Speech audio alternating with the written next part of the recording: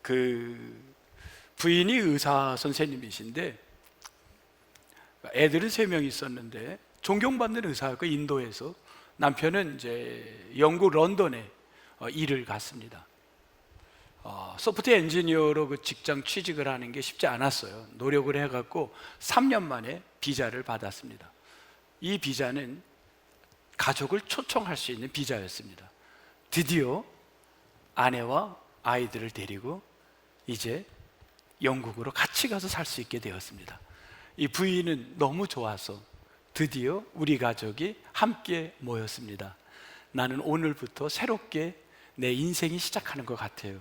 너무 행복해요. 그리고 부모님에게, 가족들에게, 또 친척들에게, 친구들에게 비행기 안에서 사진을 찍어서 전송을 했습니다. 그리고는 방송에 이제 곧 비행기가 이륙합니다. 모든 스마트폰은 기기는 꺼주시기 바랍니다. 그리고 이분은 모든 걸 다 껐습니다. 그리고 이 비행기는 곧 이륙을 시작했습니다. 딱 이륙한 지 30초. 이 비행기는 인도 에어라인 인도인가? 인도 에어라인인가? 이 비행기는 그대로 30초 만에 건물을 그냥 들이받고, 이 6월 12일 이달입니다. 2주 전 6월 12일에 30초 만에 부닥쳐서 242명 전원 사망했습니다. 이 가족도 사망했습니다. 너무 안타까운 뉴스를 우리는 이렇게 보면서 너무 가슴이 아파요. 어떻게 될지 모르는 거야. 30초.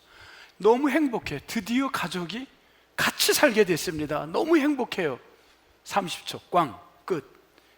너무 허무하지 않습니까? 근데 여기에서 놀라운 일이 일어났습니다. 그 다 사람들이 사고에 죽는 현장에 한 사람이, 인도 사람이 걸어 나왔습니다. 사람들이 깜짝 놀랐죠. 살아난 거예요. 240인 전원 사망이었는데 한 명이 걸어 나왔습니다. 그는 나와서 인터뷰를 하는데, 내가 이 자리에 왜 있지? 내가 어떻게 된 거지? 그는 이야기를 했습니다. 살아나왔어요. 이분이 어디에 앉았냐? 관심이 글로 갔는데, 이분이 앉았던 시트 번호가 넘버 11A에 앉았습니다. 적으세요.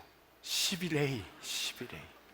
1998년 타이 항공이 똑같은 사고를 당해서 150여 명 전원 사망했습니다. 근데 그때 한 명이 살아났습니다.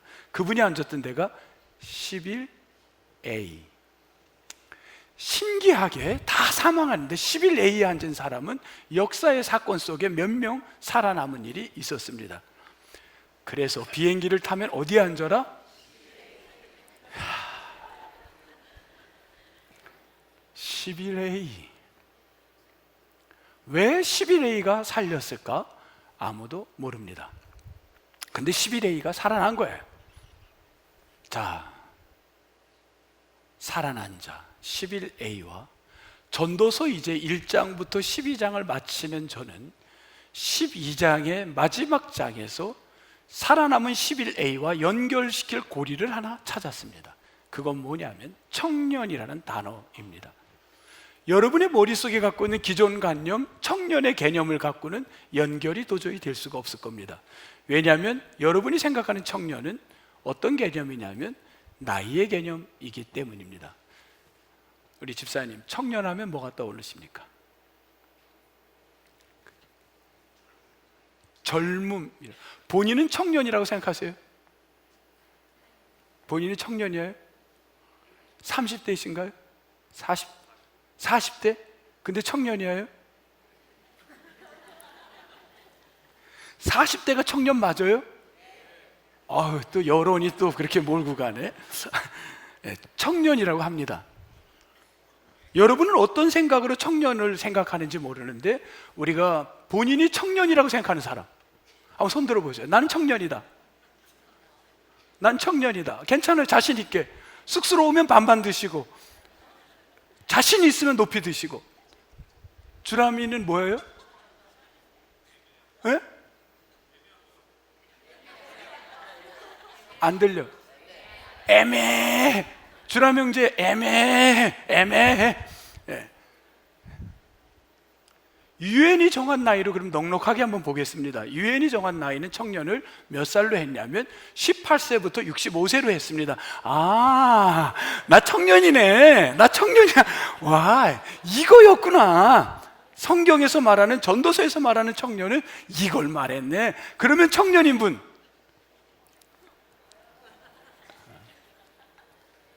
여러분, 과연 무엇으로 청년을 이야기했을까요? 히브리인들, 이 성경이 전도서에 쓰여졌던 청년의 때는 이런 때입니다. 나이가 아니었어요. 신체적인 게 아니에요. 히브리인들의 사고 구조에는 뭐가 있었냐면요, 새벽녘을 청년이라고 표현했습니다. 석양을 노인으로 표현했습니다. 달랐어요. 신체적 나이가 아니라 생각에서 왔습니다. 기회가 있는 자들, 기회가 있는 자들이 청년입니다. 내가 아직 목적이 있고 살아갈 비전이 있고 기회가 있다고 생각하는 사람은 그 사람이 청년인 겁니다. 여러분,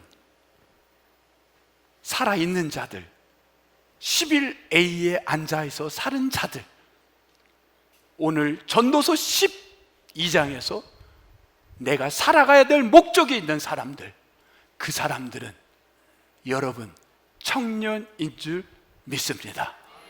여러분, 내가 청년이라고 생각하는 사람만 한번 고백하겠습니다. 나는 청년이다. 스스로 속으로 나는 청년이다. 나는 청년이다. 나는 청년이다.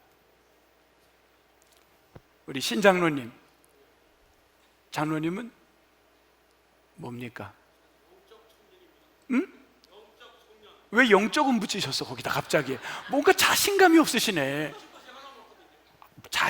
저는 유엔의 나이는 그게 아니라 히브리적 사고에서 성경에 나오는 청년을 얘기한 겁니다. 장로님은 청년이십니다. 청년이세요. 신체적으로도 장로님은 청년이세요. 장로님, 네. 우리 모두는 청년이 되는데 40대 형제도 20대 젊은이도 내 삶이 청년이 아닐 수 있습니다. 어떤 자들이냐면 살아갈 비전과 목적이 없이 사는 사람들, 그들은 노청년입니다. 청년이 아닌 겁니다. 그거를 성경에서는 오늘 전도서 12장 1절에서는 뭐라 그랬냐면 곤고한 날이 임한 자들이라고 했습니다. 곤고한 날이 임한 자들 표현을 3절부터 6절까지 구구절절 표현하고 있습니다. 뭐라고 표현했냐면 비유적 표현입니다. 뭐라 그랬죠? 떨 것이며 손이 떨 것이며 구부러질 것이며 맷돌질하지 못하고 늘 창가에서 바깥을 내다보는 사람들, 이들을 노년 삶입니다. 죽음이 임박한 삶이라는 겁니다. 영적으로 공고한 날이 오는 사람들입니다. 6절 은줄은 생명을 말하는 거고 금그릇은 육체를 표현하는 히브리인들의 관념입니다. 6절 정리하면 생명이 풀리고 육체가 깨진 자, 곧 죽음을 앞둔 사람들입니다. 여러분, 내 인생에 비전이 없고 목적이 없으면 아무리 나이가 적어도, 아무리 나이가 많아도, 아무리 나이가 어떻든 그 사람들은 공고한 날 죽음이 임박한 자인 줄 믿습니다. 그렇다면 여러분, 살아갈 용기가 있고 비전이 있다면 여러분들은 오늘 이 말씀을 들으시기 바랍니다. 여러분들을 향한 전도서 12장 마지막에 전도자 솔로몬은 무엇을 그들에게 이야기했냐면 이 말씀이 우리가 오늘 붙들고 가야 될 말씀입니다. 오늘 이 말씀을 예배 시간에 갖고 가려고 여러분들은 헌신을 다해서 예배에 왔고 최선을 다해서 오늘 예배를 드리고 있는 겁니다. 우리가 갖고 가야 될 말씀은 무엇이냐면 청년의 때에 우리가 붙들고 갈 말씀이 무엇이냐면 뭐라고 하냐면 딱 한 단어가 나옵니다. 한 절이 나와요. 뭐라 그랬죠? 너의 창조주를 기억하라. 이 말씀입니다. 여러분, 이거 꼭 붙들고 가야 됩니다. 청년의 때에 뭘 갖고 가라? 너의 창조주를 기억하라. 뭘 기억하라? 창조주를 기억하라. 여러분, 이 창조주를 기억하라는 걸 한번 입으로 고백하고 귀로 듣고 머리에서 여러분 속에 넣기를 바랍니다. 다시 한번 해보겠습니다. 시작. 창조주를 기억하라. 창조주를 기억하라. 그런데 질문이 생겨요. 기회가 있는 사람, 목적과 비전을 갖고 사는 사람, 청년을 향하여 창조주를 왜 기억하라고 했을까? 여호와를 기억하라, 아니면 구원자를 기억해라, 뭐 이렇게 표현할 수도 있는데 왜 창조주를 기억하라고 했을까? 이게 질문이 되는 겁니다. 질문을 해보는 거예요. 왜 하필이면 창조주를 기억하라고 했을까? 왜 창조주를 기억하라고 했을까? 네, 참 오늘도 지금 이렇게 쭉 보니까 우리 여기 쓰고 싶은데도 몸이 아파서 못 쓴 분이 또 있어요. 지금 내가 들었어요. 우리 찬양대 중에 우리 여성, 누구라고 얘기는 안 했는데 지금 아마 영상으로 예배 드릴 것 같은데 그분도 너무 몸이 안 좋아서 지금, 근데 하나님의 은혜가 그 자매에게 함께 하셔서 건강해서 빨리 이 찬양대에 서게 되기를 주의 이름으로 축복합니다. 창조주를 기억하라. 창조주를 기억하라. 여러분, 왜 창조주를 기억하라고 했을까? 자, 이게 이제 풀어가기 시작할 텐데 이게 조금 성서적 개론을 신학교에서 일반적으로 가르치는 내용이기 때문에 조금 어려울 수 있는데 귀를 조금만 집중하시면요 쉽게 다 넘어갈 수 있습니다. 한번 풀어볼게요. 신학교에서 강의하는 내용입니다. 여러분 한번 신학생이 된 입장에서 한번 들어봐 주시기 바랍니다. 자, 창조주를 기억하라는 건 어떻게 해석을 해야 되냐면요, 자 이제 시작합니다. 이스라엘 백성들은 애굽에 있을 때 너무 고통스러웠어요. 하나님, 우리가 어떻게 해야 되나요? 좀 살려주세요. 그랬더니 하나님이 이스라엘 백성들을 어디로 인도했냐면, 내가 너희들을 살 길을 줄게. 거기가 어딘지 아니? 거기서 마음껏 나를 섬기고 예배해라. 그래서 하나님은 그들을 어디로 인도했나요? 애굽에서 가나안 땅으로 인도했습니다. 그리고 가나안으로 왔어요. 우리 캔디데이터, 우리 발렌티어 2명을 한번 모시겠습니다. 2분만 여기 올라오시겠어요? 앞에 있는 분 중에 누가 오시겠어요? 아무나 올라오시면 괜찮아요. 예. 우리 집사님, 마라톤 하시는 분이야. 이분이 마라톤, 새벽마다 마라톤을 하십니다. 여기로 올라오세요. 마라톤은 여기로 오시고, 여기는 여기로 오시고요. 네. 두 발렌티어, 네. 보기만 해도 누가 은혜로워요? 뭐 그건 괜히 물었습니다. 아무 중요한 건 아니에요. 네. 두 분이 섰어요. 이분이 지금 하나님 살려주세요. 여기가 어디라고요? 애굽입니다. 애굽에서 살려주세요. 우리 좀 살려주세요 해가지고 백성들이 어디로 가나요? 가나안으로 온 겁니다. 그런데 가나안에 왔으면, 하나님이 이곳으로 보냈으면 이 사람은 가나안 땅에서 뭐를 해야 될까요? 여기서 뭐 해야 돼요? 예배해야 되겠죠. 예배해야 되는 거예요. 자, 이해가 돼요, 안 돼요? 됐죠? 여기까지 이해가 안 됩니까? 돼요. 예배해야 돼요. 여기서 일로 왔으면 여기서 예배자가 돼야 돼요. 그런데 여기서 예배자의 삶을 안 사는 거예요. 그래서 이걸 보고 느헤미야가 너무 속상했어요. 이들을 하나님이 사랑하기에 이들을 바벨론으로, 포로로 끌려가게 했습니다. 정신 차려라. 그래서 바벨론으로 가게 된 거예요. 그래서 바벨론에 간 그들을 향해, 너네들이 왜 여기 바벨론으로 끌려왔는지 아니? 이유가 있어. 3가지 이유가 있단다. 누가 이야기를 했어요? 이 얘기를? 느헤미야 선지자가 이야기합니다. 느헤미야가 너희들이 여기에 끌려온 이유가 있어. 몇 가지? 3가지 이유가 있어. 내가 지금부터 3가지 이유를 설명할게. 여러분 들을 준비가 됐나요? 잘 들어보세요. 왜 너희들이 가나안 땅에서 잘못했기 때문에 내가 너희들을 바벨론으로 끌고 간다. 3가지 이유. 느헤미야가 한 말 어디에 나올까요? 느헤미야서를 봐야 되겠죠.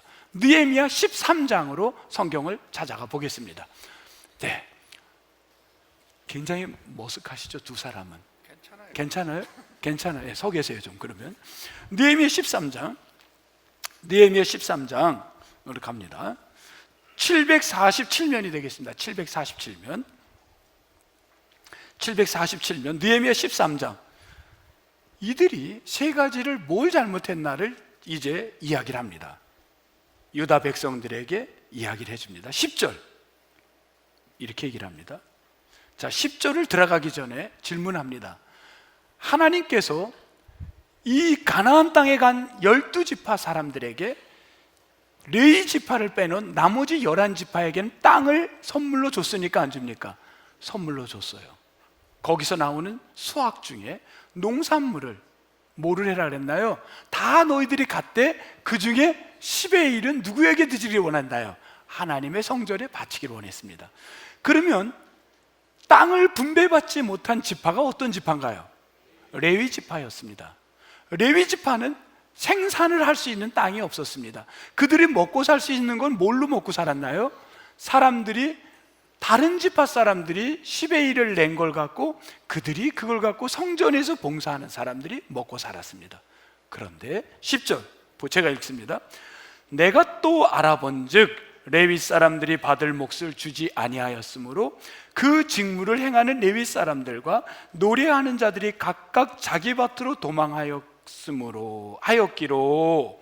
이 말은 다른 11지파의 사람들이 11조를 했다는 거예요? 안 했다는 거예요?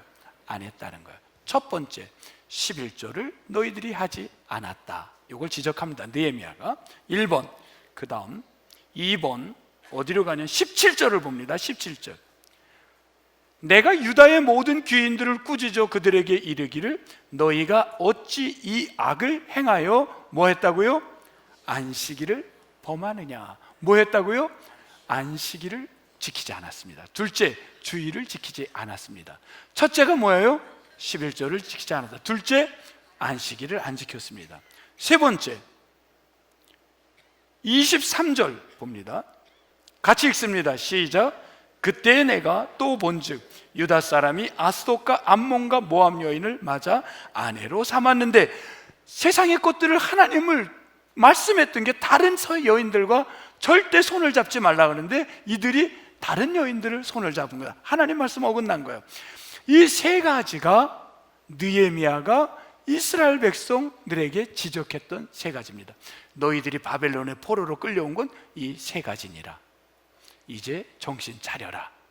그런데 사람들은 정신을 잘 못 차리니까 하나님 이 말씀을 제사장들이 큰일 났다, 이거를 사람들에게 기억시켜야 되겠구나 해서 성경을 쓰기 시작합니다. 성경이라는 것을 리튼으로, 문서로 쓰기 시작하는데 이 바벨론 포로 후기 약 2500년, 600년 전, BC 500여 년 전에 바벨론에 포로 갔을 때 이들이 글로 쓰기 시작합니다. 그때 뭘 썼냐면 창세기부터 쓰기 시작을 하는데, 창세기를 쓸 때 뭐라고 썼냐면 이 사람들이 이곳에 애굽에 있다가 이스라엘 사람들이 가나안에 와가지고 하나님께 예배하는 자가 되랬더니만 세 가지를 버린 거예요. 뭐였어요? 11조, 안식일, 이방 여인. 그걸 범하니까 너희들 왜 범하니? 너희들 해가 이 땅에 바벨론하고 가나안 땅을 사람들이 농사를 지면서 해를 신으로 섬기고 달을 신으로 섬기고 별을 신으로 섬기는 거, 그게 신이 아니라 그거는 누구라는 거예요? 하나님이 만든 피조물이라는 거예요. 그런데 사람들은 그걸 신으로 생각하고 여기서 사는 거예요. 그래서 하나님이 제사장들을 통해 문서 글을 쓰게 하면서 너희들 창조주 하나님이 해도 만들었고 별도 만들었고 달도 만들었다, 이 이야기를 창세기 1장에서 쓰고 있는 겁니다. 이해가 되나요? 어렵죠? 이해가 됐나요? 이해가 된 사람만 고개를 끄덕. 이렇게 하면 제가 다시 하겠어요, 설명을. 그래서 고대 근동사회, 성경이 바벨론 포로 오기 때 그 시대를 고대 근동이라고 말해요. 고대 그 주변에 그 이스라엘 백성들이 살아갔던 그 주변에는 어떤 철학이 있었냐면, 어떤 문학이 있었냐면 이런 문학이 있었습니다. 요거예요. 요거를 기억을 하셔야 돼요. 두 가지로 나눠집니다. 고대 근동, 바벨론과 가나안 등 주변 나라들은 어떤 문학과 철학이 있었냐면, 어떤 신앙이 있었냐면, 창세기 1장에 하나님을 믿는 자들의 그 고백하고 달랐습니다. 뭐가 달라지냐면 창조 방식이 달랐습니다. 신들의 전쟁으로 창조가 됐다고 생각을 했어요. 여러분, 이 땅에 창조된 게 신들, 해나 달이나 별들이 전쟁으로 만들어졌습니까? 그러면 우리는 어떻게 고백합니까? 하나님의 말씀으로 창조되었다는 거예요. 이미 창조 방식에서 어떻게 돼요? 둘로 나눠지는 거예요. 자, 이분은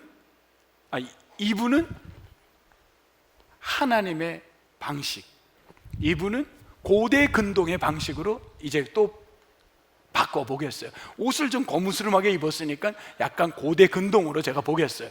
그리고 이분은 창조적 방식, 하나님의 방식이야. 말씀으로 창조된 거예요. 이분은 아니야, 전쟁이 벌어진 거야, 신들의. 이렇게 창조를 봅니다. 그 다음에 해와 달과 별을 이분은 신이야, 이렇게 생각을 합니다. 해와 달이 별이 신이야, 그래야 농사가 돼. 성경 창세기 1장에서 뭐라 그러냐면 해와 달과 별도 누가 만들었어요? 하나님이 만드는 거야. 이렇게 달라지는 겁니다. 또 인간은 뭔 소리야? 고대 사람들은 인간은 신들의 노예가 되기 위해서 만드는 거야, 이렇게 주장을 합니다. 성서에 그 근거가 그렇게 뿌리를 내려가는 거예요. 창세기에서는 뭐라 그랬습니까? 하나님이 자신의 형상으로 인간을 창조했는 줄 믿습니다. 그러면 여러분은 이쪽 생각을 가야 돼요? 아니면 이쪽 생각을 가야 돼요? 이쪽으로 가야 되는 거예요. 이쪽으로 가야 되는 거예요. 그게 창세기 1장의 생각이에요. 여러분, 굉장히 어려운 이야기를 오늘 나눴어요. 근데 이해가 되나요? 강의를 잘했기 때문에 이해가 되는 걸로 저는 해석하겠습니다. 창세기 1장의 중심, 하나님이 천지를 창조했다는 건 이 중심. 그런데 끊임없이 고대 근동에서는 이쪽 사고로 사람들을 끌어가는 겁니다. 아니야, 일로 와, 일로 와. 거기서 크리스찬들이 방황하기 시작한 겁니다. 어떻게 되는 거지? 어떻게 되는 건지? 그런데 그거는 2700년 전에만 방황하는 게 아니라 지금도 방황하고 있습니다. 지금 AI가, 이 과학이, 돈이 신이야. 이게 능력이고 파워고 힘이야. 이리 와, 이렇게 끌고 갑니다. 그럴 때 이쪽에서 말씀은 아니야. 그게 강력해 보여도 우리가 의지할 분은 창조주 하나님을 붙들어야 돼. 이걸 강조하고 있는 겁니다. 두 발렌티어에게 고맙다고 박수 한번 치겠습니다. 네. 그 이야기가 지금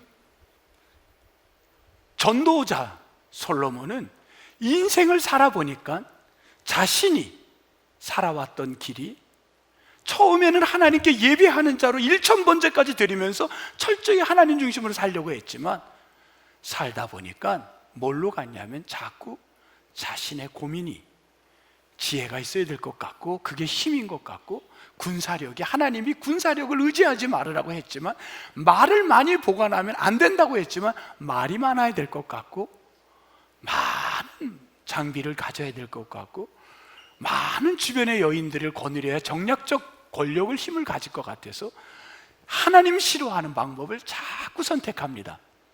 그럴 때 그가 인생의 마지막에 깨달은 겁니다. 아하, 이게 다 헛된데, 이게 다 헛된 건데.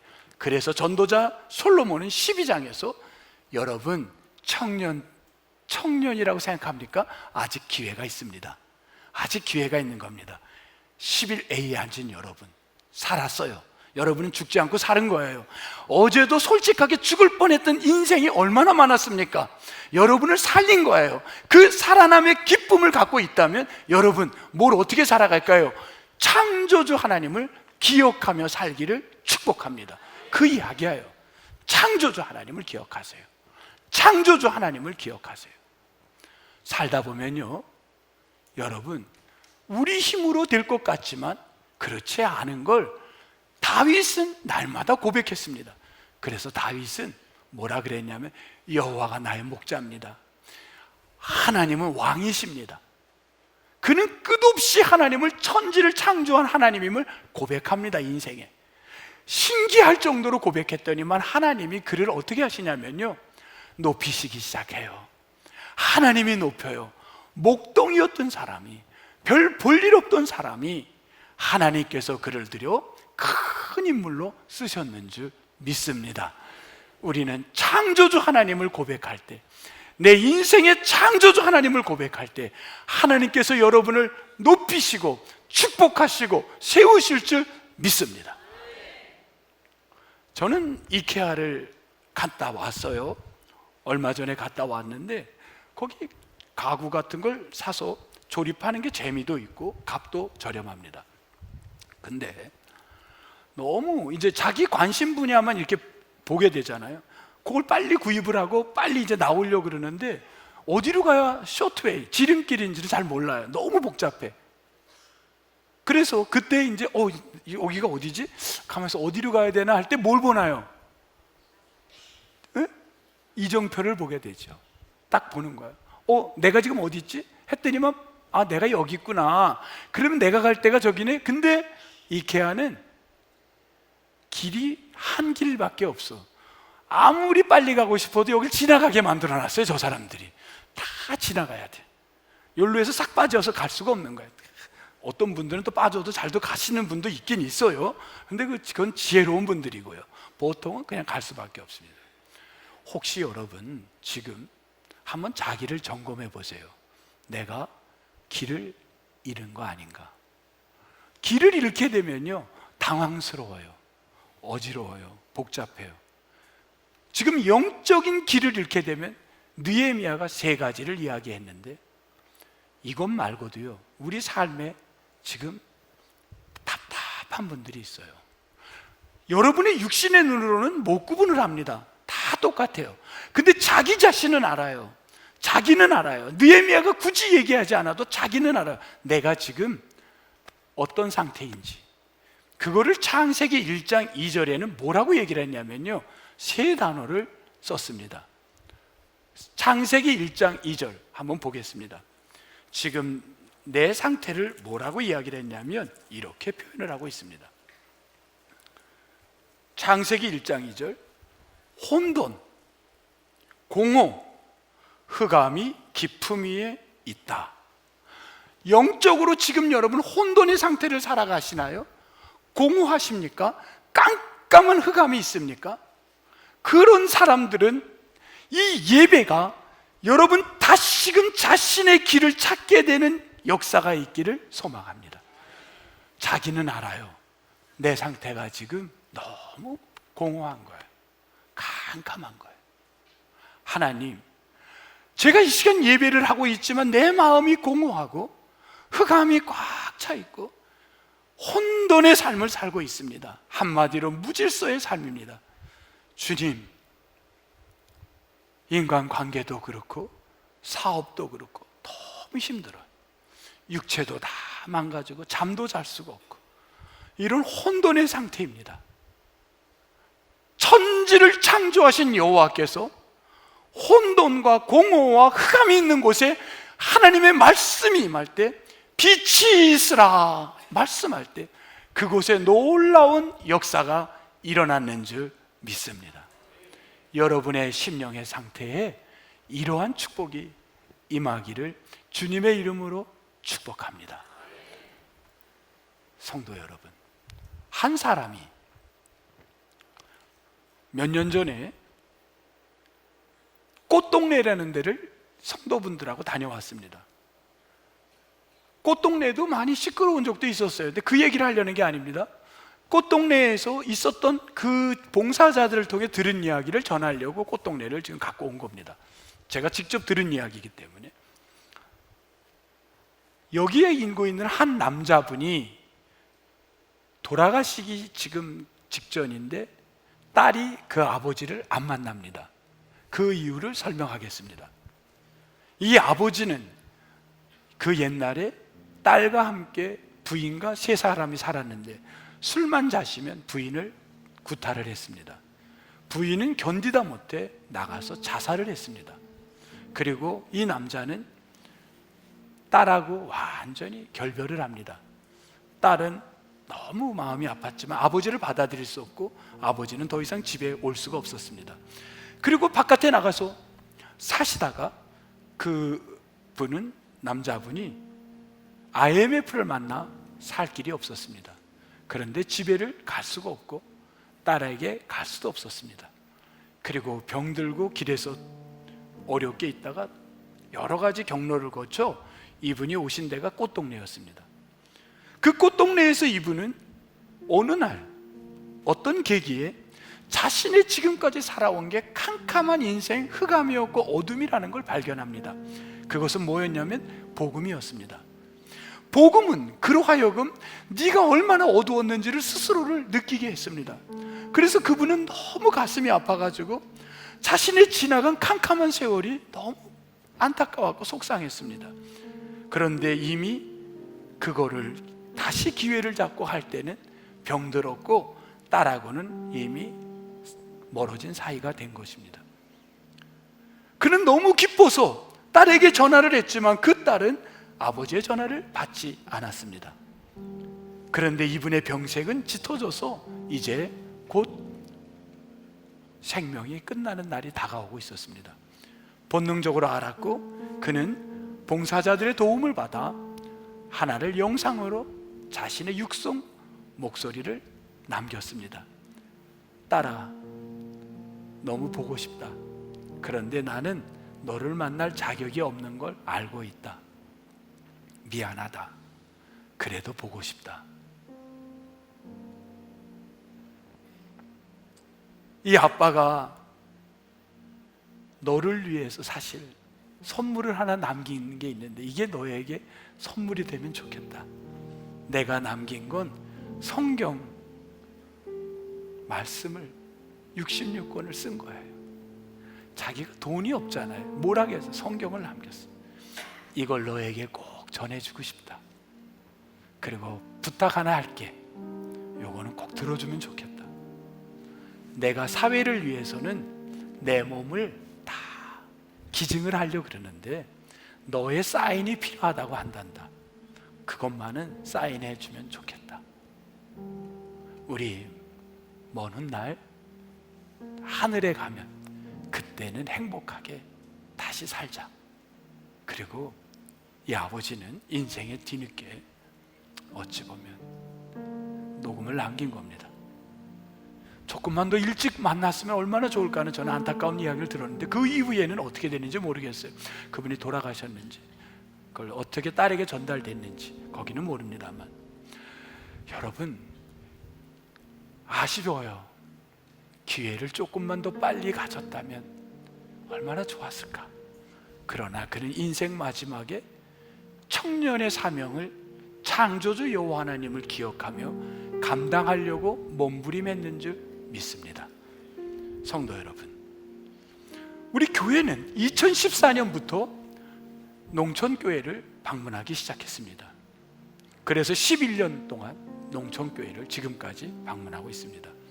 현재 우리 교단에 속한 장로교 교단에 속한 농촌교회는 전체 교회의 9천 약 한 50여 개 교회를 우리 본교단의 교회로 본다 했을 때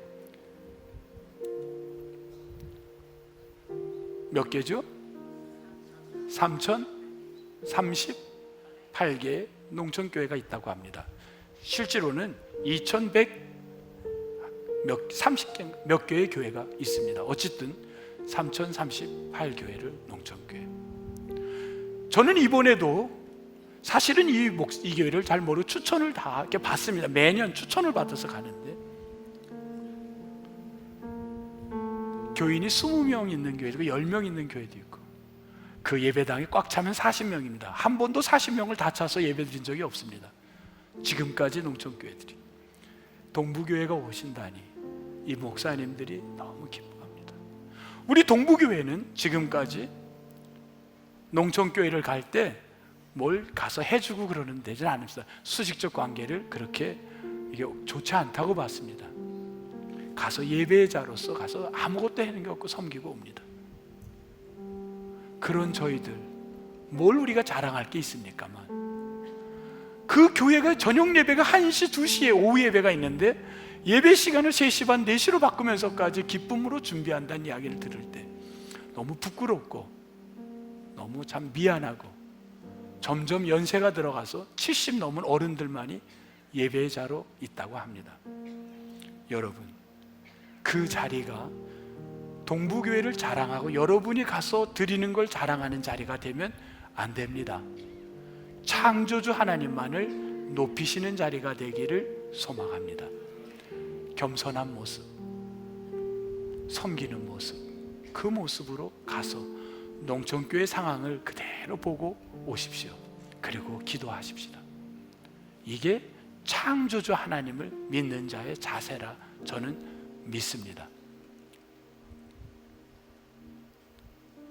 혹시 정말 죄송합니다. 혹시 지난주 사소한 것 때문에 가족이 다툰 분이 있다면, 캄캄한 어두움이 따로 있는 게 아니라, 흑암이 따로 있는 게 아니라, 혼돈이 따로 있는 게 아니라 그 자리가 혼돈의 자리입니다. 창조주 하나님을 다시금 고백함으로 여러분의 가정이 빛이 들어가기를 소망합니다. 혹시 질병의 소식을 듣고 너무 낙심 가운데 오늘 예배 오신 분이 있다면, 혼돈과 어두움은 악한 자들이 좋아합니다. 창조주 하나님을 그 자리에서 다시 예배를 통하여 고백할 때 그곳에 희망이 있고 소망이 생길 줄 믿습니다. 창조주 하나님은 요한복음 1장 1절에 보면 이 땅에 창조 때 계셨던 그분이 있습니다. 그분은 곧 말씀이십니다. 그 말씀이 곧 하나님이 되었다고 했습니다. 그 말씀은 예수 그리스도인 줄 믿습니다. 성도 여러분이 예수 그리스도를 오늘도 꼭 붙들 때 여러분의 가정에 놀라운 창조 역사, 놀라운 빛의 역사가, 놀라운 질서의 역사가 일어나게 되기를 주의 이름으로 축복합니다. 한 주간 여러분 능력의 하나님을 섬기면서 창조주 하나님을 고백하면서 나는 청년의 삶을 살아가기를 주의 이름으로 축복합니다. 기도하겠습니다. 하나님 감사합니다. 혼돈과 어두움, 흑암에서 창조주 하나님을 고백하며 살게 하옵소서. 직장과 가정과 육체가 혼돈의 삶으로 꽉 막혀 있나요? 답답한가요? 이곳에 창조주 하나님, 육신으로 오신 예수 그리스도 말씀이 내 안에 들어올 때 내 길을 다시 정리해서 살아가게 하옵소서. 예수님 이름으로 기도합니다. 아멘.